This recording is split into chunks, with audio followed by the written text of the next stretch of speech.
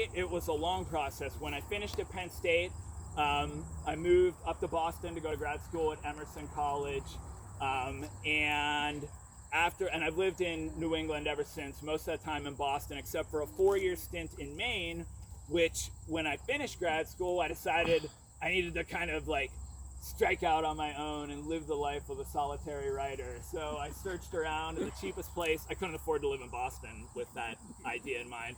So I moved out to Maine, which is like the cheapest place in New England. And for 4 years, I lived in Waterville, Maine, Lewiston, Maine, which are these kind of small towns in kind of the middle of nowhere, Maine, struggling to put a book together. I worked for 4 years on this novel, and it became this 800-page sprawling thing that I eventually realized was just going nowhere. And so, sort of in defeat, I decided I moved back to Boston, and I was really discouraged. I thought, I'm never going to be able to do this. And in my memory, I don't know if this is true, this might be sort of revisionist memory or something. It was on the drive down from Lewiston, Maine to Boston in a U-Haul at 11 o'clock at night in a snowstorm in February that I sort of came up with the sort of germ that became this novel. And just 12 short years later, here we are. So yeah, the first thing that I came up with this book when I was driving in this U-Haul was the title. My writing's always been about family, kind of family dynamics, often sort of the resentment children feel when they get to be adults toward their parents, whether it's justified or sort of something of their own making. And so the previous book that I had worked on for a really long time was kind of about that, but it had fallen apart because I didn't really have a story behind it. And so I got to thinking sort of what's the most extreme expression of sort of childhood resentment, and so the Patricide. And simultaneously I came up with what's called the elevator pitch, which is sometimes helpful to have when you're working on a novel, not only to keep the silly things straight in your own mind, but also to have this sort of shorthand that you can just kind of lob at people when they inevitably ask you the dreaded question that authors get, what's your book about? So it's been interesting, these 12 years that I spent working on this book, to see people's expressions when I told them that it's about 4 adult siblings who decide to kill their father. It usually results in sort of a disturbed laughter or this look of sort of backing away from me that compels me to reassure people that I only have one sibling, who's here tonight, and my dad and I get along fine. See, he's smiling. He's learned to accept it. But I also generally feel compelled to tell people that it's about a lot more than that, the elevator pitch. It's really about the lives of the 4 siblings and their father. There's sort of 2 parallel storylines.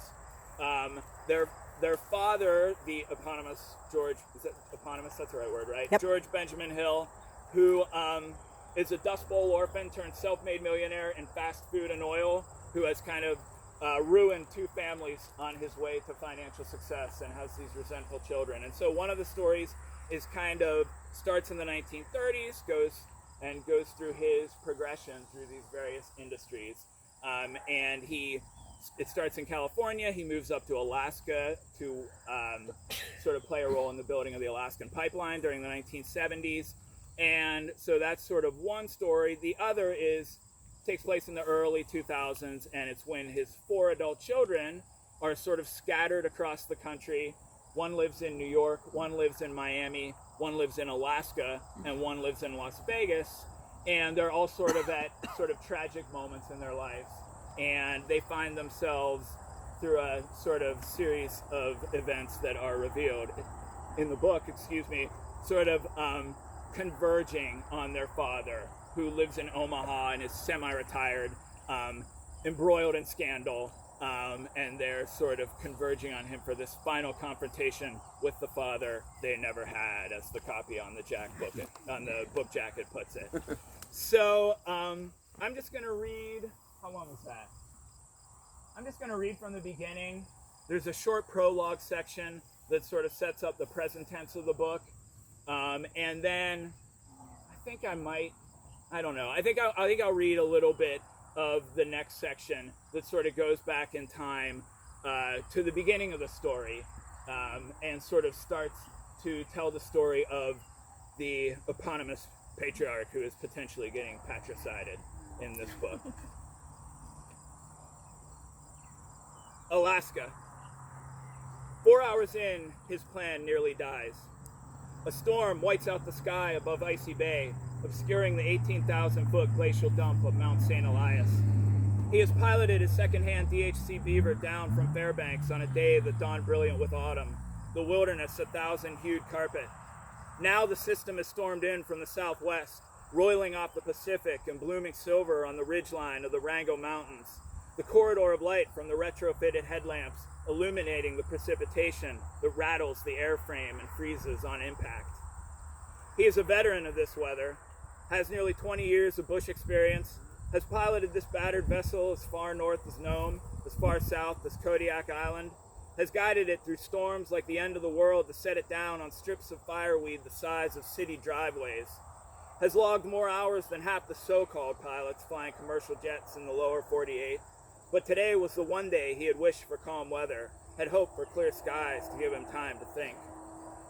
From Juneau, he will catch a flight south to Seattle, from there on to Las Vegas, and then by car east to Omaha via Denver. But first, there is the process of selling his plane. A potential buyer has responded to his advertisements in the Equipment Trader and is meeting him today at the airport. He has already sold his pickup truck, his guns, his hunting and trapping equipment, has already foregone every possession, including the cabin and parcel of land straddling the Canadian border where he thought he would spend the remainder of his life. Why has he done this? He's done it at the behest of the calling that has tormented him for the past 3 years. He's done it for the money that will help him to procure the object that has become his preoccupation, the motive that has led him to track down and send letters to the 3 siblings he's not seen in over 20 years, that has led him now, in the year of his 41st birthday, to be on his way to Omaha, Nebraska, to find and confront the man he now refuses to call father. It almost dies up here, in the turbulent solitude of 15,000 feet, impact ice in the air intake causing the engine to run rough, a drop in manifold pressure. The tachometer flickers as ice begins to form in the carburetor. The engine coughs and then is silent. He lowers the nose into the whine of wind and procession of cloud, flaps at cruise to maintain airspeed, opens the throttle and primes with the wobble pump. Up ahead, invisible, is the face of a mountain, a cliffside, a spectacular death. If the restart fails, a dead engine landing is impossible. He closes his eyes and waits for it, and then, against every lesson life has taught him up to this point, the engine crackles and returns. The lights of the instrument panel dazzle. He re-engages the controls and imagines he can hear the landing gear scraping the frozen peaks of the foothills. The system passes and he is aloft in the blue dome over Glacier Bay, the archipelago speckling the golden ocean, an obscured face behind the grimy glass of this prop plane that has served him for 2 decades. The sun is at his back and showing purple on the snow-covered mountainside, assuring him, yes, you were saved today. You were saved from certain destruction in order to finish what you have started. As he radios in his descent, he watches the light prism on the water and the tin rooftops of a salmon town and the icy ridge above and whispers something inaudible. Not a prayer, he doesn't believe in God, but a pledge. To his twin sister, to his half-brothers, to his estranged mother, and finally, to the man he refuses to call father, the man whose far-off mansion on the plains marks the X-spot of this 3,000-mile journey, the man whose life story will always serve as preamble to his own. I think I might stop there. Okay. Yeah, think so? All right, I'm going to stop there. Thanks for listening, everybody. Well, Yeah, but you just built us up to it. We even wanted more, man. Now you need to buy the book. Yep. yeah. You said you built us up to it. That was very good. Is it still working though? Did it Yeah. die on you?